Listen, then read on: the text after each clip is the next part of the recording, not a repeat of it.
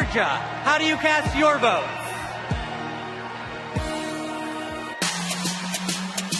Yeah! Ladies and gentlemen, we are here tonight to officially nominate Kamala Harris for president. Bob, get loud, another round of shots. DHC, turn out for what? Turn out for what? Hey, turn out for what? Yeah! Turn out for what? Let's go, let's go! Turn out for what? Hey, everybody get your hands up! Hey, everybody get your hands up! Hey, everybody get your hands up! Now, say, we're not going back! We're not going back! We're not going back! We're not going back! VP Harris! Come to the wall! VP Harris! Give me the wall! Hey!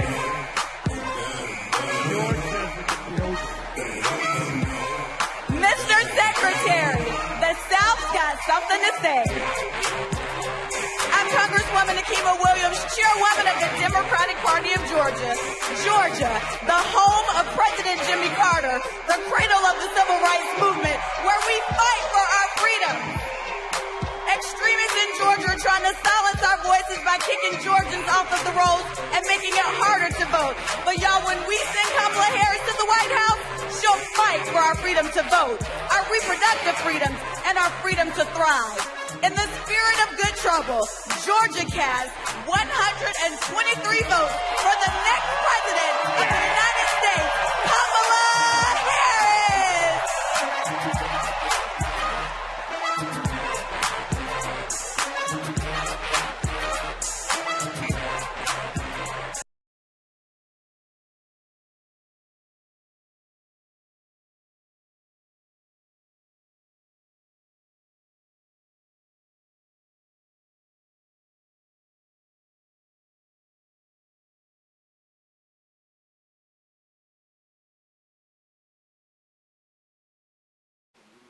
Videos going around comparing the RNC this year to the DNC this year, and you have a very sort of staid and calm roll call vote or announcement of the delegates for each state. And then last night at the Democratic National Convention in Chicago, we saw some very creative presentations of the roll call vote, and Georgia certainly took the cake. I mean, this is going like wildfire on social media right now, where Lil Jon comes out and starts with "Turn Down for What," then transitions from the window to the walls. I can't say the next line, not even on streaming of the actual song, but it was obviously from VP Harris to the WALZ Walz. It certainly got everyone's attention. You did see some sort of party regulars in the background trying to keep up with some of the words. Raphael Warnock, senator from Georgia, was there in the background. But it certainly, again, got everyone's attention and made for quite a night there. And we even had reporters, there in the convention center, who were in the United Center at the convention, who were live tweeting just how amazing that was. Again, Atlanta and Atlanta's rap scene and hip hop and R&B scene were on great display there. Usually, what we see in a political convention, not even comparing one party to another, even in a Democratic convention, they go to do the roll call vote. And it's important to point out that this was really just pro forma. This had already been decided because there was a sort of virtual roll call vote where Kamala Harris was already named the nominee. But last night we saw former President Barack Obama come out. But as he said so notably, he had said, hey, who wants to follow Michelle Obama? He's the speaker who got to follow Michelle Obama. Michelle Obama's speech is the one that's getting the most attention. There's one line in particular that's reverberating among Democrats and supporters of Kamala Harris, and that was sort of a unnamed dig at Donald Trump, where, and I'm paraphrasing here, she said, she talked about people failing forward. Some of us aren't lucky enough to fail forward. And then she said, we also don't have the affirmative action of generational wealth, some of us. And so that was clearly an attempt and a rather successful one, to rebrand the Democratic Party as the party of the working class. This is something where, Trump supporters, are from all walks of life, but they're particularly rural, working class, blue-collar workers. That's the sort of base of the party these days. And those used to be Democratic voters. I mean, these are the people who put Jimmy Carter and Bill Clinton in office in Georgia. And, the Democratic Party was cast, whether accurately or not, by the opposition as sort of elitists from the two coasts, California and New York and D.C. elitists, and not, sort of out of touch with the working class. That's why we've seen some trickling away from the Democratic Party of some union support, because the unions, which were always Democratic supporters and vice versa, started to, they even had some people, union leaders, speaking at the Republican convention. So clearly there's an attempt to rebrand the Democratic Party, sort of bring it back to the roots of being pro-labor, pro-working class, pro-blue collar, but also widening that tent to include people from all walks of life.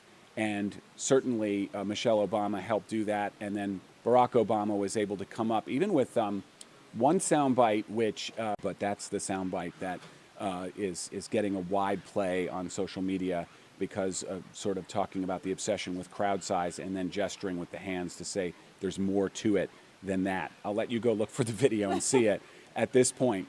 But that's essentially sort of a wrap-up of what happened last night. They're certainly building momentum right now in Chicago. So far, the convention, just like the Republicans, going very, very smoothly. I certainly think that the party faithful were very happy with the Republican convention in Milwaukee. The party faithful also very happy with the convention in Chicago. The question is, are those independent voters also listening and watching and hearing what they want to hear in terms of making a decision one way or the other? Joining me now, Joy Lim Nakrin, again, who's newly anointed political consultant and correspondent. That's not true. That's fake news. But yes, there you go. But what was your interpretation of what we saw last night? Honestly, this is not a partisan comment, but the energy was amazing, and it just looked like a great party.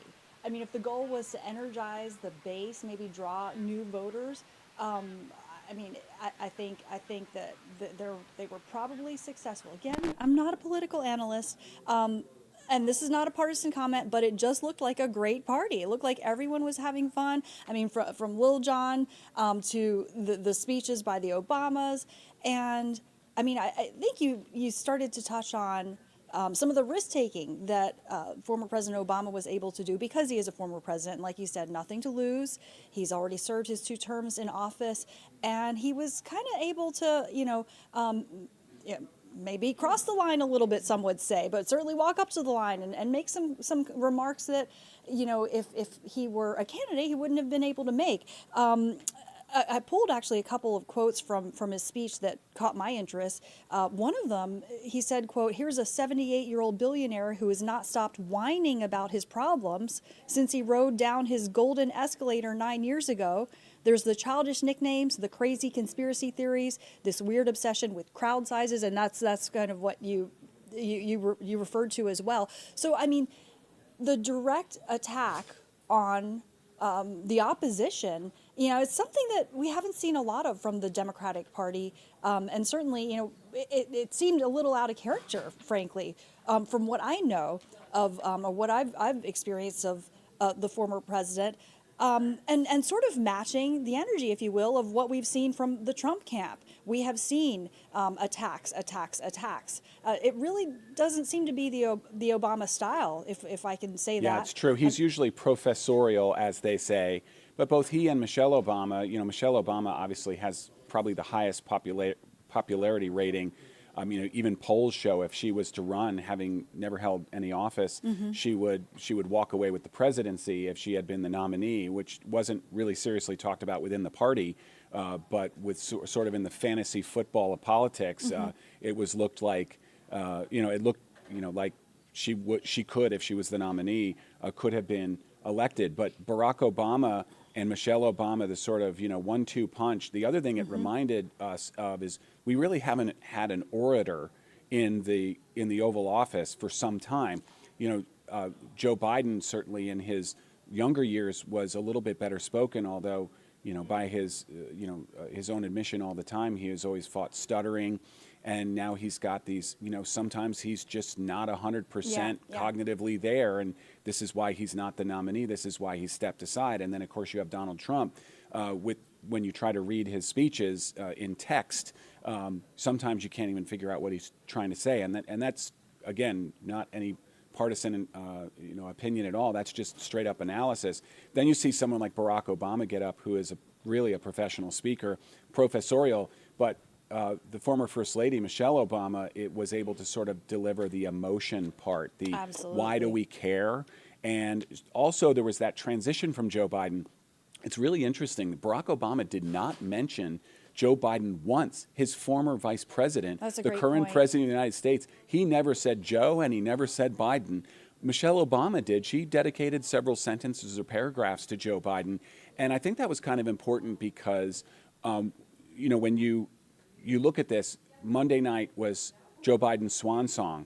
And now they have to do a transition, but they also have to sort of, he's the current president of the United States. And, if you believe it was the right thing for him to step aside, then that's sort of an act of courage because he put his own political future, in the back seat for either country or party or both.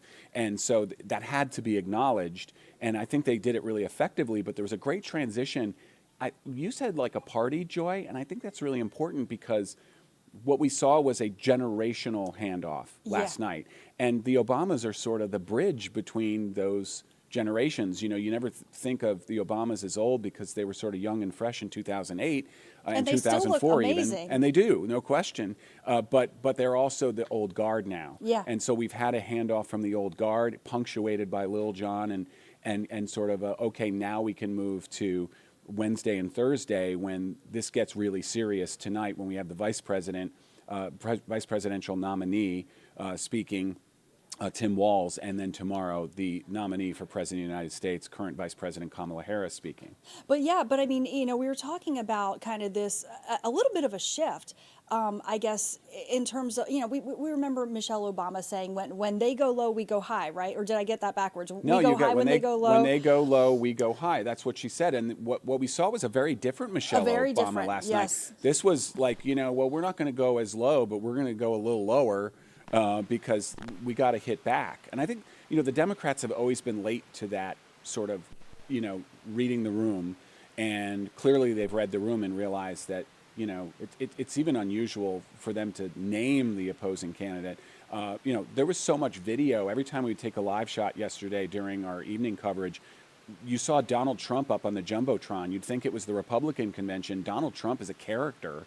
But he's a punching bag, and that's kind of a first for a Democratic National Convention in our lifetimes. Yeah, and as former President Obama was, on the stage and talking about his own family, was talking a bit about his grandmother and his mother. By the way,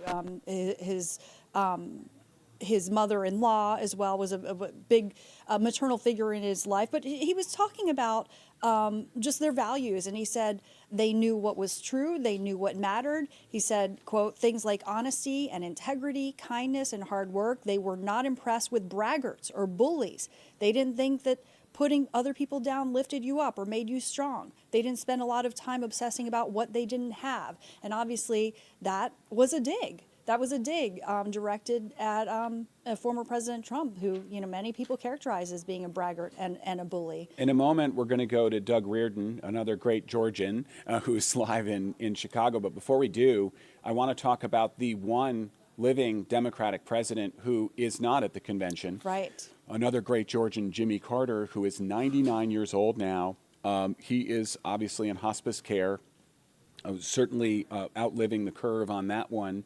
And we keep hearing that he's in his final days, but he's obviously not healthy enough to travel. We have not seen him since Rosalind's funeral back last year, November 2023. But the 39th president is absent, but he was not absent in spirit. He had a representative there to speak on behalf of the Carter legacy. That's right. His grandson, Jason Carter, told the crowd that his grandfather, Jimmy Carter, is going to be casting his vote for Kamala Harris in November. He actually said, Jason Carter said that Kamala has some of the same qualities as his grandfather, Jimmy. That Jimmy Carter even has acknowledged as much. And remember, Jason Carter served in the Georgia Senate 2010 to 2015. He talked a bit about his grandfather's time in the White House and post-presidency. And as he said, I think we have some of that sound. If we can cue that up. We can now hear from Jason Carter addressing the Democratic National Convention in Chicago. Papa's holding on. He's hopeful. And though his body may be weak tonight, his spirit is as strong as ever. My grandfather can't wait to vote for Kamala Harris. She reminds us all that the promise of America remains unchanged. We are one nation, indivisible, with liberty and justice for all. And my grandfather knows that with her as our next president, we will keep that promise. So there's Jason Carter, and it's important to point out, he's a politician in his own right, or at least he was. He was in the Georgia Senate. And then he also ran for governor unsuccessfully against Nathan Deal, who won a second term that was in 2014. So they're representing the Carter family. Yeah, like you said, politician is in his own right. Georgia Senate from 2010 to 2015, and he said you heard his grandfather can't wait to vote for Kamala Harris. So clearly a very, very strong endorsement there from a very well-respected family. Well, from Atlanta News First, now political commentator, Joy Lim Nakrin, you're earning that title every day. I appreciate that. We're going to go to Atlanta News First political reporter Doug Reardon. He's going to be live in just a moment, but he did file this report. Former Republican Lieutenant Governor of Georgia, Jeff Duncan, represents a faction of Republicans who are fed up with Donald Trump and are now supporting the Harris-Walz ticket. He was so vocal about his support, he even attended a Kamala Harris rally in Atlanta. And he's not the only Georgia name to speak at this convention. Last night, we also heard from Georgia Senator Raphael Warnock. He talked a lot about what he called voter suppression in states like Georgia. Warnock has been a champion for legislation like the John Lewis Voting Rights Act, and with the Georgia State Elections Board approving a rule yesterday that would make it easier to delay the certification of state elections, he says it is something everyone in America needs to pay attention to. And we should all be concerned about this, whether we are Democrats or Republicans. This is about the integrity of our democracy, and we have to be vigilant. We also asked Senator Warnock about a possible cabinet position inside the Harris-Walz administration. He said absolutely no way. It took Georgians 5 elections to get him into his Senate seat, and he intends to finish his 6-year term.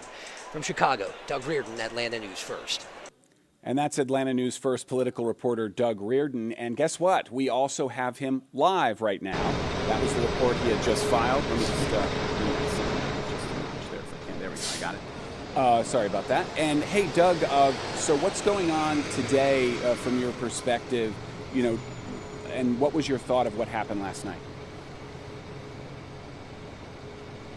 Well, I thought last night was a very effective night for messaging, and I heard you enjoy talking about it earlier, and I really wanted to make this kind of the crux of summing up last night, is that there is this old guard of Democratic statesmen and stateswomen mixed with this new guard of the younger generation, the future generation as they see it. And that has been really kind of the aim of the convention here, has been to marry those two things. We talked to a couple of not only of some of our congressional representatives, also our state representatives, who are really happy about the way that these are blending together, saying that they have that institutional knowledge with that forward-looking element to their campaign as well. And so when you see speakers up on stage like Jason Carter, like the grandson of John F. Kennedy, and then you also have people up there like Nancy Pelosi and Chuck Schumer, it's really that contrast that shows this is a party with a big tent. They're trying to bring in new generations of voters while also still showing that they have the people there to shepherd them through what they need to be shepherded through. And so I think that was kind of what we saw last night. Of course, lots of Georgia representation so far. We heard from Senator Warnock yesterday as well, just after his big night on stage Monday, and then we heard from Jason Carter on stage last night. We're going to be hearing from him later on today. We got a chance to catch up with him here at the Delegation Hotel, and so really an effective night of programming, I think, for day 2 of the Democratic National Convention. One other thing, Doug, that you and I have been talking about all week is sort of the challenge that the Democrats have of trying to broaden that tent. And, we already know that the base is going to vote for whoever the Democratic nominee is. We already know that the base on the Republican side is going to vote for Donald Trump. It's those middle 20%, and maybe it's a lot smaller than that, that's malleable. Maybe it's 5%, maybe it's 8% of the electorate that's malleable, particularly in the swing states.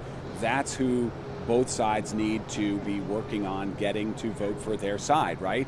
And I think the Democrats have been effective in getting some never-Trumper or newly never-Trumper Republicans to get up there and speak. Most notably last night was Stephanie Grisham, who's the former White House press secretary. It was a short speech, but she made the case, I'm not voting for Donald Trump, I'm voting for Kamala Harris. And, not saying they're becoming Democrats, they're saying they're still conservatives, but that they don't have a home, and they think that Donald Trump is too dangerous to vote for. And in some cases, like Stephanie Grisham, these are people who actually worked for Donald Trump. Most notably, his own vice president for his first term, if there's a second one, was not at the convention and says he's not going to vote for Donald Trump. So is this that opportunity for the Democrats? Absolutely. I mean, think about a big name from our state, even our former Lieutenant Governor Jeff Duncan, who we are told is going to be on the programming list for either tonight or tomorrow night. They have been cutting people, so we don't have that list yet, but that's what we're told. And so that is kind of also what I think the Democrats are trying to get their hands around, is these people who don't want to vote for Donald Trump but are still conservatives and Republicans and can maybe see a little bit of their policy goals in the Harris-Walz administration.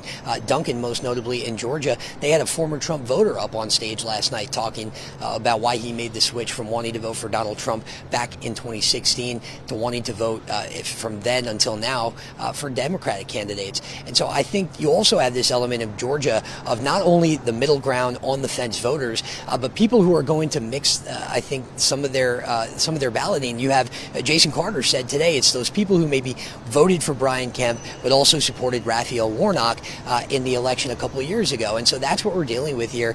That is why Georgia is a purple state. It's not just purple on a map, it's also purple on the ballots when you look at them. We also had that large faction of people, we mentioned this number a little while ago, 70,000 folks, right, who left Donald Trump off the top of the ballot and then voted Republican down ticket. And so I think they're recognizing, Democrats are, that there are a lot of people who simply do not want to vote for Donald Trump but want to either remain conservatives or vote for a more viable candidate in the White House who may not align with all of their goals but can still hold that decorum of the office of president. And I think that's what's really rubbing people the wrong way about Donald Trump. Yeah, Doug, you had pointed that out before, that there were ballots where people had voted for every race but president in 2020 on, essentially Republican. Right. They voted Republican all the way down the ballot but didn't cast a vote for Donald Trump. And remember, when the margin is so close, 11,779 votes in that election, and you had, as you said, 70,000 people who didn't vote for president but voted for all the other Republican candidates, that's more than what turned out to be the margin of victory. So you're absolutely right that, and the split tickets, I didn't even think of that. We tend to think of purple states, purple counties, purple areas, precincts, but there actually are purple people, where they're voting left and right because they're voting for who they think is the best candidate, which is extraordinary. And so Jeff Duncan taking the stage tonight, there's no love lost between him and the Republican Party faithful. He has been consistent in his messaging ever since 2020. He came out very strongly, and it was a regular feature on what would be considered either center-left or leftist media, and sort of a villain on Fox News and Newsmax. But tonight we also have taking the stage, and this is probably the big headline, is the vice presidential nominee, Tim Walz. What do you expect to see with that speech? And do you think it's an important one, or does the second person on the ticket not matter? No, I don't agree with either Donald Trump or J.D. Vance that the vice presidential pick doesn't matter. It can matter for a number of reasons. People may vote against someone who is on the ticket. Think about Sarah Palin back in the John McCain race, that people were really turned off by her as a running mate. But it can have the opposite effect as well, where people really latch on to candidates. And I think, I was a little perplexed, I think, at first by Tim Walz as a pick, because he didn't have great name recognition among Democrats the way that maybe some of these other folks did, Gavin Newsom, Josh Shapiro, Governor Gretchen Whitmer. But he turned out, I think, in my mind, just looking at this from an analytics standpoint, to be a really effective pick because he is down to earth. He is a true American. He was a football coach, for goodness sake. He won a state championship. People here are not referring to him as Governor Walz. They're referring to him as Coach Walz. And so that really, if it tells you anything, even Barack Obama made a crack last night about him wearing flannels and some of the things that his flannels have been through. And so that's really kind of the vibe that Tim Walz brings to this campaign, is that down-to-earth, regular guy type of thing. And so I expect him tonight to really play into that the same way that we saw J.D. Vance try to play into his Midwest roots at the Republican National Convention. I think Tim Walz is going to try and foil that a little bit, but also stay true to his roots as another Midwestern guy that is close to the people, that listens to his constituents, and that came from very, very humble beginnings. And that's what these campaigns are all about, is can the voters see themselves in the people that are on that ticket? And so I think Tim Walz is going to make an effort to do that tonight when he gets up on stage. He's a keynote speaker. Yeah, he certainly represents the middle of the country where, again, we were talking just a few minutes ago with Joy Lim Nakrin, we were talking about how you have the, the sort of left coast elitist, at least projecting from the Republican side, saying, oh, yeah, these people from California and New York and, these sort of the blue crust around the red pizza of the United States, and here you have someone from the middle of the country. That should make a big difference. One other thing, since this is Atlanta News First Plus, we want to give people the plus part that they can't get from watching the network news. You're there in the convention hall, not right now, but you have been day after day. One of the things I saw on one of the live feeds was they even played a Law and Order style video where they cast Donald Trump as this convicted felon with the Law and Order dump music, and then cast Kamala Harris as the prosecutor in the Law and Order story. Are things like that resonating? Are you seeing, and what other sort of Easter eggs are you seeing that we're not seeing on the primetime television coverage?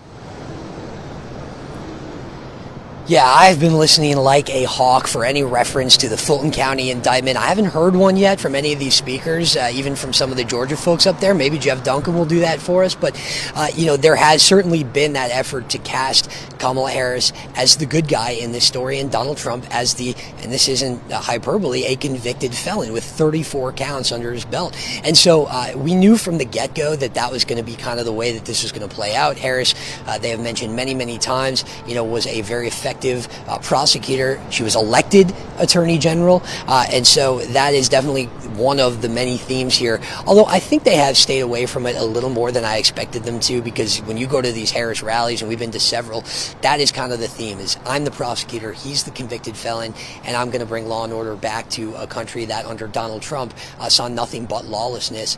And so I think really, if you want to give them credit for this, the Democrats have kind of less focused on that and more focused on the positivity element of this. The campaign, the Democratic Party had told us coming into this, the Republican National Convention was all about negativity under a prospective Harris-Walz administration. And so they were trying to foil that a bit with their positivity, forward-looking futures. Again, bringing back some of the old guard to talk about how things have changed and not changed since people like Bill Clinton and Barack Obama and even Jimmy Carter were in office. And so I think the positivity has been the theme more so than that prosecutorial side of things that Harris likes to play into. But we still have 2 days left, and so I'm sure we're going to see a lot more programming that has to do with Donald Trump's felony convictions, because as little as I thought or for as less as I think they certainly have mentioned it a number of times here at the convention. Interesting. And Doug, before we let you go, I just want to talk briefly about, sort of the way the tides have turned so quickly politically. I mean, what an extraordinary... If you wrote this in a treatment for a movie script, they would laugh you out of a Hollywood director's office, what has happened in the last couple of months, because it was so unpredictable. Usually, especially once we get past the primaries and there's enough delegates to clinch the nomination on each side, there's really no drama. We've had nothing but drama now for 2 months, and it's been extraordinary. And then you've seen what was a message of unity at the Republican convention that turned out to be party unity, not unity across the country. It was, hey, we're a unified Republican Party. That was really the message that came out, that unlike in 2016, the entire party is now solidly behind Donald Trump, with those few exceptions of never-Trumpers or recently never-Trumpers or members of his own former administration who are now speaking out against him. And the Democrats were in complete disarray. Just a month ago, we had someone else at the top of the ticket who was losing in every poll, the current president of the United States. And then we had what could have been chaos turned into quickly sort of unanimity behind a single candidate. And now we have a convention that's starting to look a lot more like the word unity, which more than, did you expect it to look this unified and this well put together with such short time and such short notice? Yeah, I think, honestly, I think we did, because we've been talking to delegates from Georgia who are telling us that in their conversations with other delegates, this is kind of not necessarily maybe what people wanted, but it's what they got, and they're happy with that. And again, we go back to this theme of talking about this newer wave of Democrats coming in, and Kamala Harris being kind of at the helm of that. And so I think that if the party's going to talk about being the party of the future and being the party of this younger generation, which is the lifeblood of the Democratic Party, well, then you have to prove it. You have to have candidates that are representative of that younger generation. And of course, Harris is in her 50s. She is, of course, not nearly as young as Barack Obama was when he was elected president. But again, it's that younger generation of people who can resonate with that large young voter base. And so, but don't be mistaken. I mean, there are still some people who I think might be a little perturbed by this, delegates especially, because as we were going through that roll call vote yesterday, there were some undecided delegates that decided to abstain from voting, which in my mind means that they would still rather have President Biden at the top of the ticket. And of course, we know that President Biden has told some of his closer aides in recent weeks that he still thought that he could win this race. No signs of that during his address on Monday night, and no one has said that to us directly here at the convention. But again, I think the focus here is on moving forward and keeping things positive, because this is the situation that they're in. And now Harris is closing some of those polling gaps. And so, Democrats should be very happy about that, very pleased about that. And again, especially for the younger voters, we are hearing that from them. Absolutely. Doug Reardon, Atlanta News first political reporter, thanks for being there in Chicago and for all your long hours. I know your day is just getting started, and when I'm sleeping tonight, you'll still be working on producing a story for the morning show. Doug Reardon, thanks a lot. Atlanta News first political reporter there in Chicago. We'll see you a bit later. And so as we begin to wrap up our coverage for the streaming here on Atlanta News First Plus, we are looking forward to what's going to happen tonight. Obviously, the big headliner is going to be the vice presidential nominee. That, of course, is Tim Walz. And what's really interesting is as Doug was just saying, Kamala Harris is kind of seen, at least visually, as sort of the younger generation. And Tim Walz is sort of the elder statesman on the ticket. They're not that far off in age. They're in the same generation. You could say Kamala Harris has aged a little better than Tim Walz and I have. He and I are kind of have the same build, and maybe he has a little bit more hair, but same color gray as mine. So it'll be interesting to see how age plays a role in the sort of bringing that elder statesman role, but obviously not the octogenarian who was at the top of the ticket before. So Tim Walz has been pretty fiery on the stump, and he's also kind of had this folksy delivery. The big theme we've seen at this Democratic National Convention that's really interesting is they've been trying to almost do what a prosecutor does with a jury, where they want you to identify. So a prosecutor or even a defense attorney, they want you to identify with their person, right? So the defense attorney wants you to identify with the defendant as a juror, and the prosecutor wants you to identify with the victim. In this case, what they're doing is they're saying, hey, Donald Trump was born with a silver spoon in his mouth. He doesn't represent you, working class America. Tim Walz is saying, hey, look, I pulled myself up by my bootstraps. Kamala Harris brings the child of immigrant story to the table. And the two of them are saying, hey, look, maybe you see us, in us, you see you reflected back. But they're also trying to do that in terms of the working class issues. And it is one way that they can offer sort of a antidote to what's been thrust upon them, which is this sort of feeling that the economy isn't doing well. All of the metrics in the economy are fantastic. Obviously, the stock market has doubled in the last 4 years. The Dow is at around 20,000. Now it's around 40,000.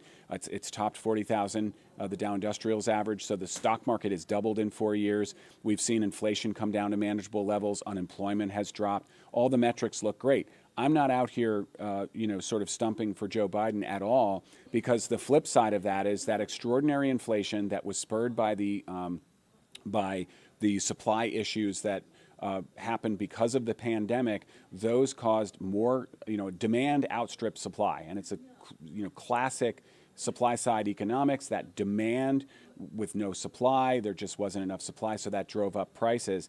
And when we say inflation's down, people are like, this is like when we said the recession's over back in, what was that, in the Obama first administration, the first term.